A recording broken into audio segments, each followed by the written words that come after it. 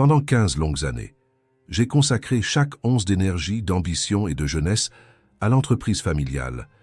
Les ateliers Rousseau, une maison d'édition parisienne fondée par mon père dans les années 80, étaient devenus ma seconde peau. J'avais commencé tout en bas de l'échelle, dans l'entrepôt à trier des manuscrits que personne ne voulait lire.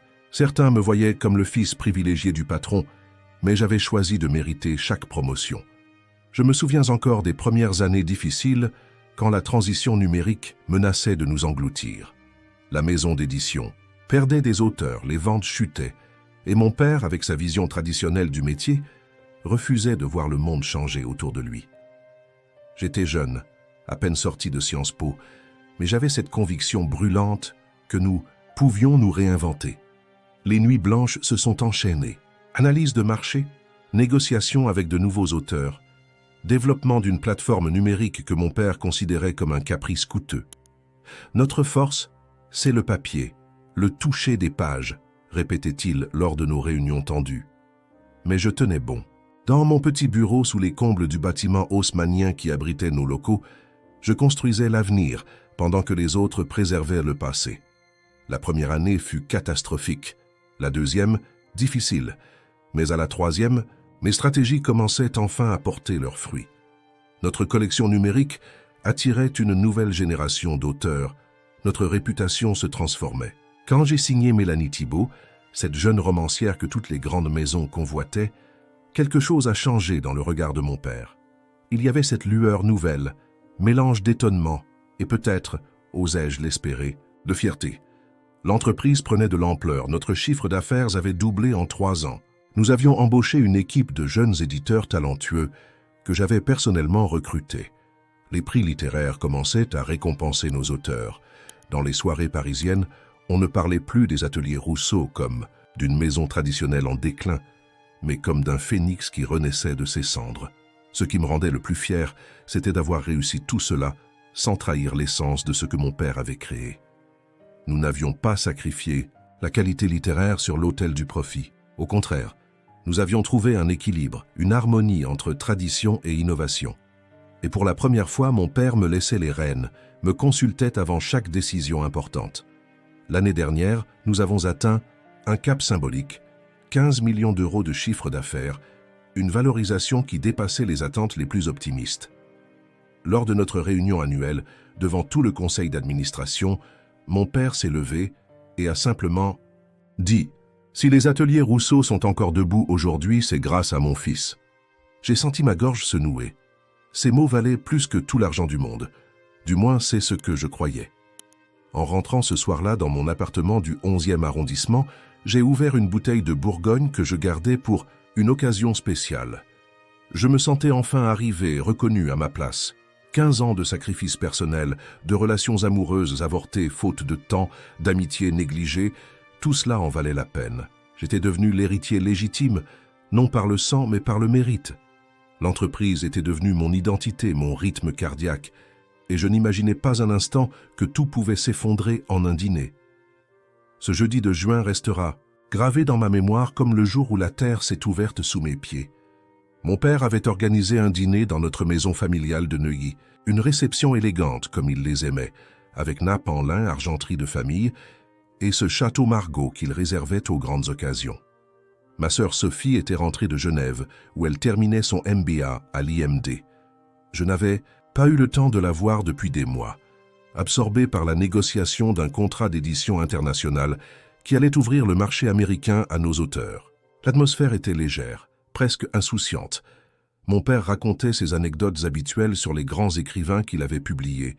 Ma mère s'inquiétait que les plats ne refroidissent, et Sophie nous parlait avec enthousiasme de ses projets d'avenir. À ses côtés, son fiancé suisse, Laurent, hochait poliment la tête, encore peu à l'aise avec notre famille expansive et nos conversations où chacun coupait la parole à l'autre. « J'ai une annonce à faire », a déclaré mon père en levant son verre après le dessert. Instinctivement, j'ai souri, pensant qu'il allait évoquer les récents succès de l'entreprise, peut-être même officialiser ma position de directeur général que j'occupais officieusement depuis presque 2 ans. « Sophie et Laurent reviendront s'installer à Paris après leur mariage cet automne », a-t-il poursuivi, son regard pétillant fixé sur ma sœur. et j'ai le plaisir de vous annoncer que Sophie prendra la direction des ateliers Rousseau dès janvier prochain. Le temps s'est figé. Les conversations autour de la table se sont poursuivies comme si rien d'anormal n'avait été dit, comme si mon monde ne venait pas de s'écrouler. J'ai entendu ma mère féliciter Sophie, vu Laurent, serrer la main de mon père, noter les sourires échangés autour de la table. Moi, je restais immobile, le verre à mi-chemin entre la table et mes lèvres, incapable de réagir. « Et toi, mon fils, tu mérites enfin de respirer », a ajouté mon père en se tournant vers moi. « Nous te confierons un poste de conseiller éditorial. Moins de pression, plus de temps pour toi. Tu as assez donné. » J'ai cherché dans son regard une trace d'ironie, un indice qu'il s'agissait d'une mauvaise plaisanterie. Mais non. Il était parfaitement sérieux, et pire encore, il semblait convaincu de me faire une faveur. 15 ans de ma vie balayés d'un revers de main, présentés comme un sacrifice dont il me libérait gracieusement. « Félicitations, Sophie », ai-je articulé, surpris par le calme de ma propre voix. « Tu hérites d'une belle maison. » Le reste de la soirée s'est déroulé dans un brouillard. J'ai souri, trinqué, participé mécaniquement aux conversations. Personne n'a semblé remarquer que je venais de recevoir un coup de poignard. Ou peut-être que tout le monde le savait déjà. Peut-être que cette décision avait été discutée, planifiée depuis des mois dans mon dos, pendant que je travaillais à renforcer une entreprise qu'on ne me laisserait jamais diriger. Sur le chemin du retour, seul dans ma voiture, j'ai dû m'arrêter sur le bord de la route. La colère montait par vagues, me submergeant complètement. Je revoyais le regard satisfait de mon père, l'embarras à peine dissimulé de ma sœur. Sophie n'avait jamais travaillé un seul jour dans l'édition. Elle ne connaissait ni nos auteurs, ni nos processus, ni notre vision. Son MBA prestigieux et son nom de famille suffisaient apparemment à effacer 15 années de mon dévouement. J'ai frappé le volant jusqu'à ce que mes mains me fassent mal. Des larmes de rage coulaient sur mes joues. Je n'étais pas triste, non. J'étais furieux. Contre mon père qui m'avait utilisé pour sauver son entreprise avant de me mettre au placard. Contre ma sœur qui acceptait ce cadeau empoisonné sans sourciller. Contre moi-même surtout, pour avoir été assez naïf pour croire qu'on me jugerait sur mes résultats plutôt que sur le chromosome que je portais. Cette nuit-là, dans mon appartement silencieux, je n'ai pas fermé l'œil. Allongé sur mon lit, fixant le plafond, j'ai repassé en boucle chaque moment, chaque sacrifice, chaque victoire des 15 dernières années. J'ai réalisé que je n'avais pas construit ma propre vie. J'avais construit celle que mon père avait imaginée pour moi. Et maintenant que je n'entrais plus dans ses plans, j'étais remplacé, aussi facilement qu'on change une ampoule grillée. Le réveil a sonné comme d'habitude à 6 heures. Par automatisme, j'ai enfilé mon costume, préparé mon café et vérifié mes emails. Une partie de moi fonctionnait encore selon cette routine bien huilée, tandis que l'autre hurlait dans un vide intérieur. En me regardant dans le miroir pour nouer ma cravate, j'ai eu l'impression de voir un étranger. Qui étais-je en dehors des ateliers Rousseau? La question me frappait pour la première fois avec une violence inouïe. Le trajet jusqu'au bureau m'a semblé interminable. Paris s'éveillait sous une pluie fine, le genre de crachin qui colle aux vêtements et à l'âme. J'ai marché lentement, observant les détails que je négligeais habituellement. La boulangère qui disposait ses pains au chocolat dans la vitrine, le gardien du parc qui ouvrait les grilles, le barista qui préparait sa terrasse. Tous ces gens avaient leur place, leur routine, leur certitude. Moi, je flottais désormais entre deux mondes.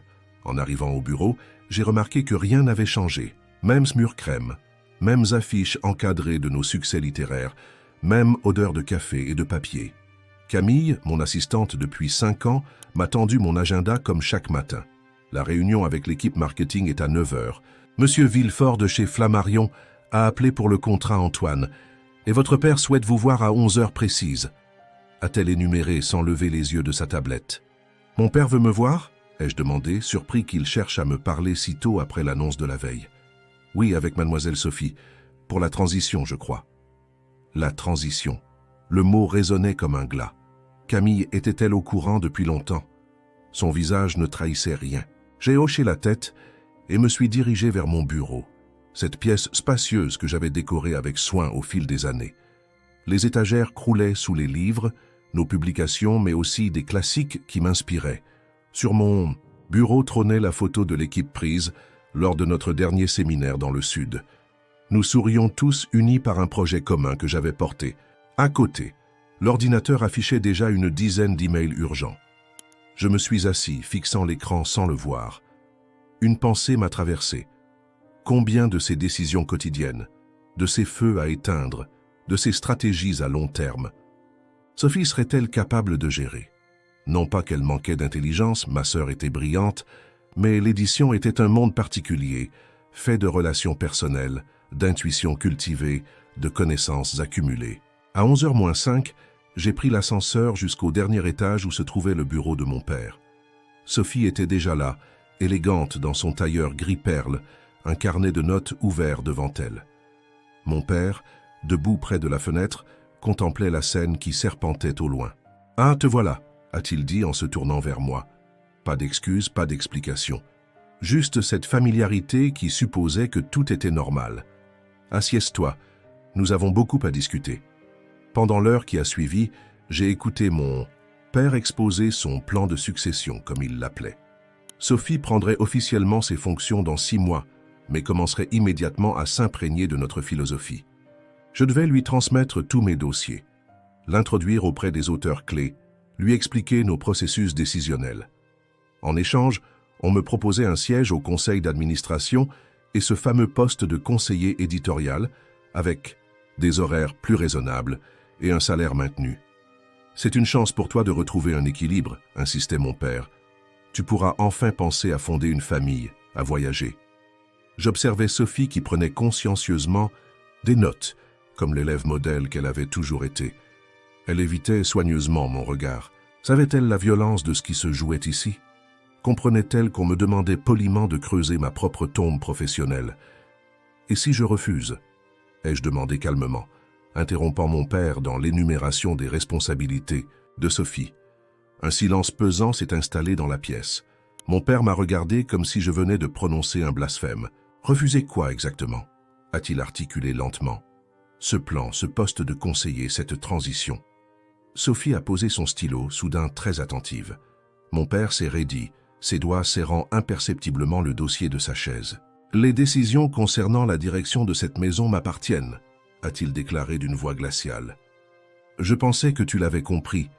Je t'offre une porte de sortie élégante.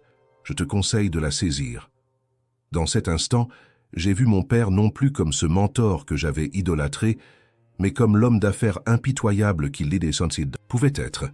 J'ai compris que ma loyauté avait toujours été à sens unique. J'avais sauvé son entreprise, mais il ne me devait rien. C'était la règle du jeu, et je l'avais oublié. Je suis sorti du bureau de mon père avec un calme qui m'a surpris moi-même. Dans le couloir, j'ai croisé Hélène, la directrice financière qui travaillait avec nous depuis mes débuts. Elle m'a adressé un sourire compatissant, qui m'a fait comprendre que les rumeurs circulaient déjà. La nouvelle de ma mise à l'écart n'était visiblement un secret pour personne, sauf pour moi. « Tu veux qu'on déjeune ensemble ?» a-t-elle proposé doucement. « J'ai quelques idées pour le budget marketing du prochain trimestre. » J'ai secoué la tête. « Demande plutôt à Sophie. C'est elle qui aura le dernier mot maintenant. » Le reste de la journée s'est écoulé dans un étrange détachement. J'ai assisté à mes réunions habituelles, répondu aux emails urgents, mais une partie de moi observait tout cela comme un spectateur. Dans l'open space, les regards fuyants et les conversations qui s'interrompaient à mon approche confirmaient mes soupçons. Tout le monde savait. Certains par loyauté envers mon père, d'autres par simple prudence professionnelle, commençaient déjà à s'adapter à la nouvelle hiérarchie. De retour dans mon bureau, j'ai ouvert mon ordinateur et consulté les fichiers que j'étais le seul à posséder. Des années de correspondance avec nos auteurs, des analyses détaillées du marché, des stratégies que j'avais élaborées pour chaque secteur de l'entreprise. Une mine d'or pour quiconque prendrait ma place. J'aurais pu les effacer d'un clic, saboter ce qui serait bientôt le règne de Sophie. Mais je n'ai rien fait de tel. À la place, j'ai créé un dossier sur le serveur partagé, méticuleusement organisé, avec tous les documents essentiels à la compréhension de notre activité. J'y ai ajouté une note. Pour la nouvelle direction. Bonne chance. Puis j'ai envoyé un email à mon équipe, les convoquant pour une réunion exceptionnelle le lendemain matin. Le soir venu, je suis rentré à pied, malgré la distance. L'air frais de juin me faisait du bien. En passant devant la scène, j'ai observé longuement les péniches amarrées, ces maisons flottantes dont les habitants avaient choisi une vie différente. Peut-être était-ce là ma chance finalement, la possibilité d'une existence que je n'avais jamais eu le temps d'imaginer. À mon appartement, j'ai ouvert le tiroir de mon bureau où s'entassaient des idées de projets personnels jamais poursuivis, des concepts d'applications littéraires, des ébauches de romans, des plans pour une petite maison d'édition alternative, toutes ces voies que je n'avais pas explorées par fidélité à l'entreprise familiale, et parmi elles, un dossier particulier, plus épais que les autres. 3 ans auparavant, j'avais identifié une faille majeure dans le secteur de l'édition numérique, une opportunité que les grands groupes, y compris nous, ne saisissaient pas. J'en avais parlé à mon père, mais il avait balayé l'idée d'un revers de main, la jugeant trop risquée. J'avais alors abandonné par respect pour sa vision, mais maintenant, j'ai repris ce dossier, l'ai étalé sur ma table. Les notes étaient toujours pertinentes, l'analyse du marché encore valable. Ce concept pourrait révolutionner la façon dont les auteurs indépendants distribuent leurs œuvres, tout en leur garantissant une rémunération plus juste. Une plateforme qui éliminerait les intermédiaires, démocratiserait l'accès au public, tout en maintenant des standards éditoriaux élevés. Cette nuit-là, j'ai rédigé ma lettre de démission, pas sous le coup de la colère, mais avec une clarté d'esprit que je n'avais pas ressentie depuis longtemps. Je ne détruirais pas ce que j'avais contribué à bâtir. Je ne resterai pas non plus comme une ombre de moi-même, à regarder ma sœur diriger avec les outils que j'avais forgés. Je prendrai un nouveau départ. Au matin, avant même que les premiers employés n'arrivent, j'étais dans mon bureau finalisant les derniers détails. J'ai déposé ma lettre sur le bureau de mon père, sachant qu'il ne la lirait que plus tard dans la journée. Puis j'ai attendu mon équipe. Ils sont arrivés un par un, curieux et légèrement inquiets. 8 personnes que j'avais personnellement recrutées au fil des ans, en qui j'avais une confiance absolue. Je vous ai réunis pour vous annoncer mon départ. Ai-je commencé sans préambule. Ma sœur Sophie prendra la direction des ateliers Rousseau. Je suis certain qu'elle apportera sa vision propre à cette maison. J'ai observé leurs réactions. Surprise, inquiétude, peut-être même un peu de trahison. Après tout, nous avions traversé ensemble les pires moments de l'entreprise. Ce n'est pas une décision que j'ai prise à la légère, ai-je poursuivi, mais parfois, il faut savoir reconnaître quand un chapitre se termine. J'ai marqué une pause, puis ajouté « J'ai un nouveau projet, un projet qui pourrait changer les règles du jeu dans notre secteur. Je ne peux pas vous en dire plus pour l'instant, mais ceux d'entre vous qui souhaiteraient me suivre dans cette aventure sont les bienvenus. Réfléchissez-y. Nous en reparlerons dans quelques jours. » J'ai quitté la pièce avant qu'ils ne puissent poser des questions. Ce n'était ni le lieu ni le moment. En sortant des bureaux, une sensation étrange m'a envahi, celle d'un homme qui vient de sauter d'une falaise et découvre, à sa grande surprise, qu'il s'est volé. Le premier mois fut étrange. Me réveiller sans l'urgence habituelle, prendre un café en lisant le journal entier, pas seulement les gros titres, marcher dans Paris sans but précis, redécouvrir des quartiers que je traversais auparavant sans les voir. Je louais un petit espace de coworking près du canal Saint-Martin, juste une table et une chaise dans une grande pièce partagée avec d'autres entrepreneurs. 3 membres de mon équipe m'avaient rejoint. Mathieu, notre développeur, web le plus talentueux, Léa, éditrice spécialisée dans les nouveaux formats, et Vincent, responsable marketing digital. Nous formions un noyau solide, mais insuffisant pour lancer un projet de cette envergure. Nous avions besoin de financement, de contacts, d'une crédibilité que mon nom seul ne suffirait pas à garantir. « Ton père a appelé », m'annonça ma mère un dimanche alors que je déjeunais chez elle.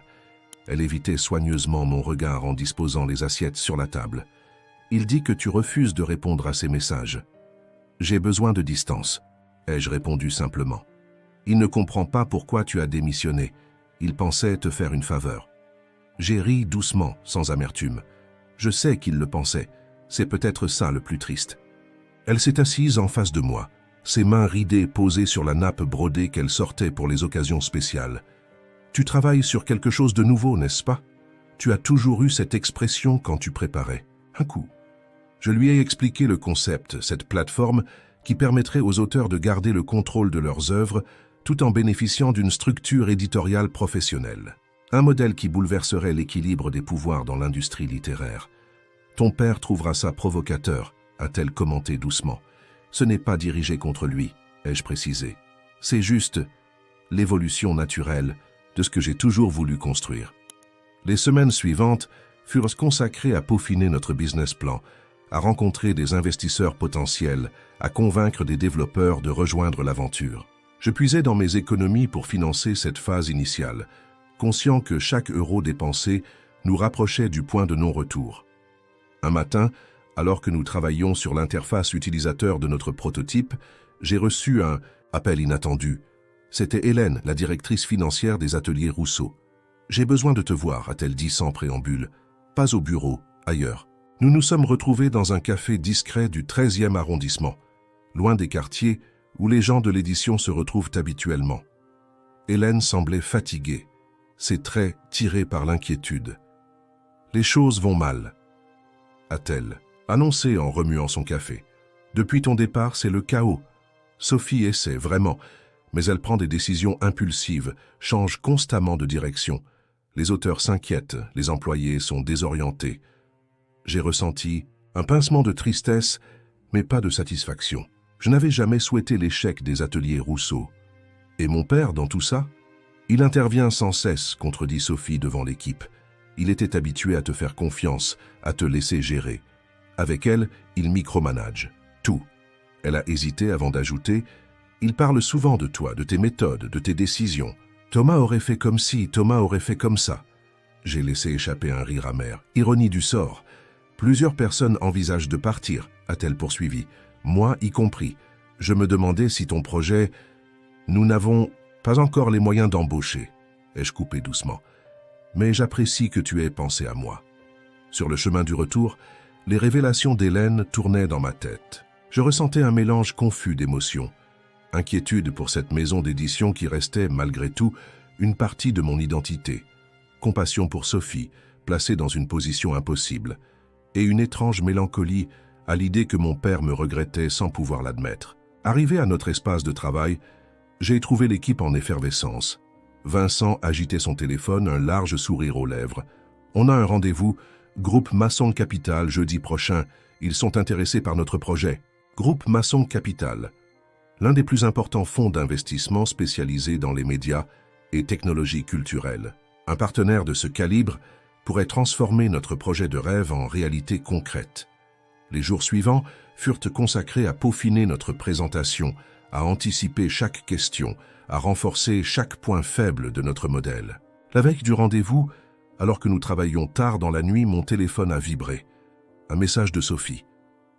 « Je sais que tu as rendez-vous avec Masson. Papa l'a appris et il est furieux.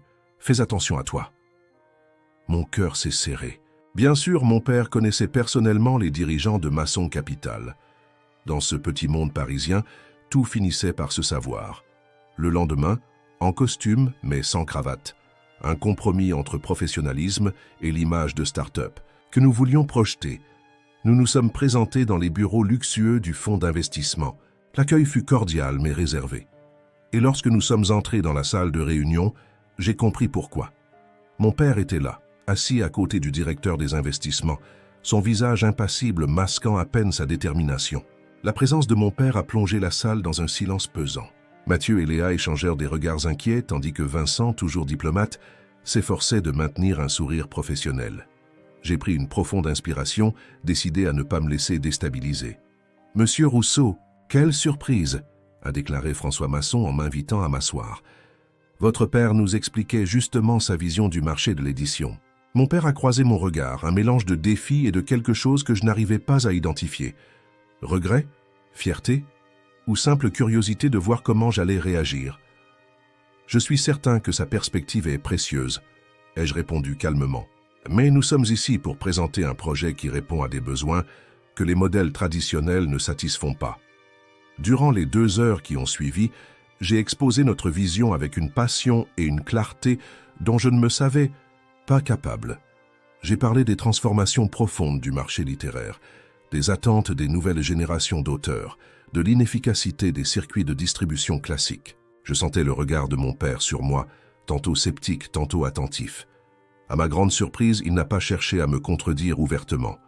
Il a posé des questions pertinentes, soulevé des objections légitimes auxquelles nous avions des réponses préparées.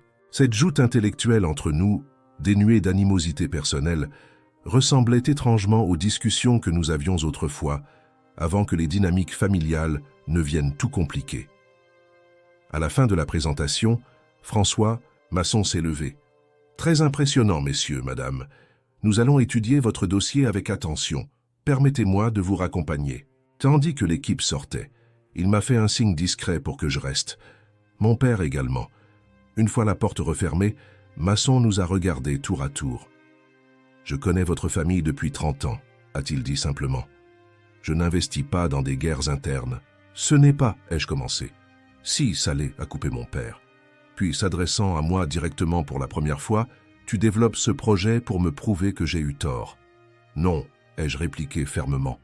Je le développe parce que j'y crois, parce que c'est l'avenir de notre métier que tu le vois ou non. Masson a observé notre échange en silence, puis a proposé « Prenez un verre ensemble, réglez vos différends. Ensuite, revenez me voir. » Nous nous sommes retrouvés dans un bar proche, mon père et moi assis face à face devant 2 verres de whisky, qu'aucun de nous ne touchait. Un silence inconfortable s'est installé, rompu finalement par mon père. « Ta sœur est malheureuse, a-t-il lâché. Elle fait de son mieux, mais elle se sent illégitime, insuffisante. Ce n'est pas de ma faute, ai-je répondu doucement. Je ne l'ai pas mise dans cette position. Non, a-t-il admis, me surprenant. C'est moi qui l'ai fait. Par orgueil peut-être, pour garder le contrôle. Il a hésité avant d'ajouter « Ta plateforme, elle est vraiment viable? Elle pourrait transformer l'industrie ou échouer spectaculairement. C'est le risque de l'innovation. » Il a hoché la tête, pensif. « Les ateliers Rousseau pourraient être ton premier client. » J'ai failli m'étrangler avec ma gorgée de whisky. « Pardon? Réfléchis-y.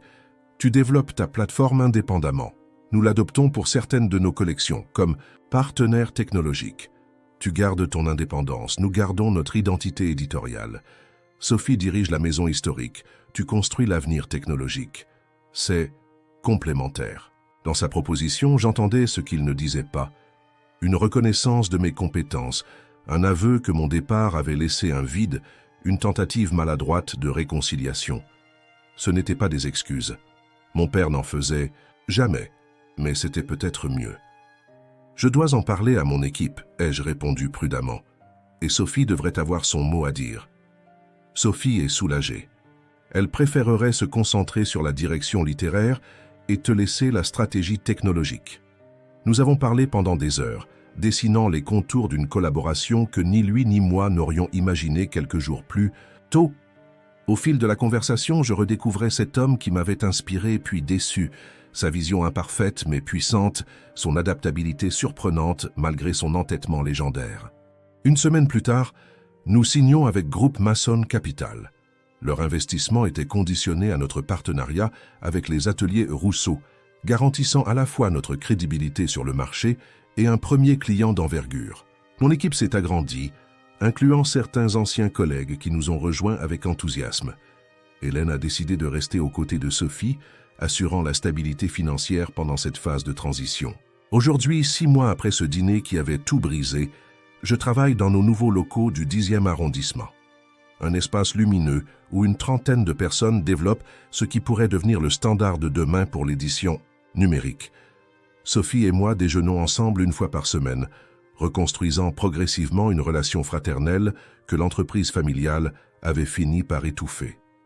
Quant à mon père, il a pris du recul, siégeant toujours au conseil d'administration mais intervenant moins dans les opérations quotidiennes. Lors de notre dernière réunion stratégique, il m'a regardé présenter nos résultats trimestriels avec une expression que je n'avais jamais vue auparavant.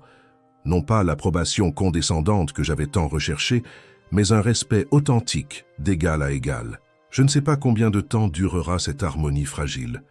Les entreprises familiales portent toujours en elles les germes de conflits profondément enracinés. Mais j'ai appris quelque chose d'essentiel dans cette épreuve.